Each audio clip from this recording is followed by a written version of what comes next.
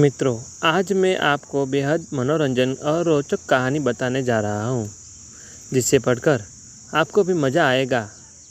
यह कहानी है दो बहनों की। दोनों बहनों में बड़ा प्यार था। एक का नाम था बुद्धि और दूसरी का नाम था भाग्य। वैसे तो हमेशा वो दोनों मिलजुल कर रहा करती थी, लेकिन न जाने क्यों एक दिन उन दोनों में एक बात को लेकर बहस हो गई। मुद्दा था कि दोनों में से बड़ी कौन है। दोनों को ही नहीं पता था कि कौन बड़ी है, इसीलिए वो दोनों की अपने अपने बड़े होने का दावा कर रही थी। लंबी चलने वाली बहस का कोई परिणाम नहीं आता देखकर दोनों ने मिलकर एक समाधान निकाला। दोनों ने तय किया कि वे दोनों एक साथ किसी एक घर में जाएगी और वहाँ अपनी अपनी शक्तियाँ आजमाएगी। जो बड़ा होगा वह जीत जाएगा। दोनों चलते चलते एक किसान के घर तक आ पहुंची। इस किसान के घर में इसके दो बेटे रहते थे। दोनों को किसी परीक्षा की तैयारी कर रहे थे। दोनों बहनों ने तय किया कि वे दोनों एक भाई को अपनी शक्तियाँ देगी और जिसकी भी शक्तियाँ की मदद से जो भाई परीक्षा में अच्छे से पास हो जाएगा, उस बहन की शक्तियाँ और वह बहन की बड़ी साबित हो जाएगी।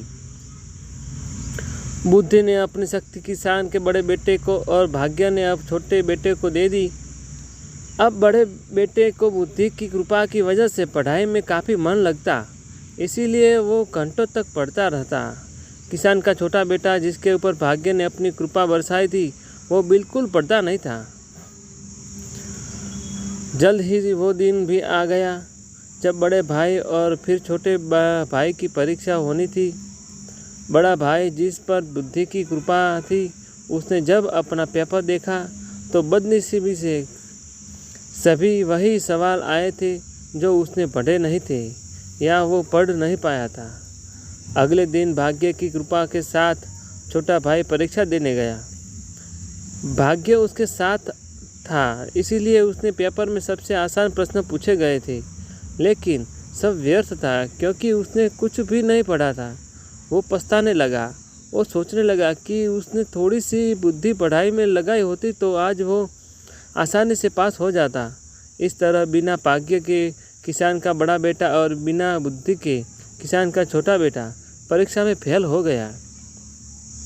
इस घटना से भाग्य और बुद्धि दोनों बहनों को एक अच्छे से समझ में आया कि जब वो अगला अलग है तब दोनों ही छोटी है और साथ है तो दोनों ही ताकतवर और बड़ी है। वही बड़ी ही सरल बातें है। कहानी हमें सिखाती है कि हमें भाग्य और मेहनत दोनों को ही अहमियत देना चाहिए।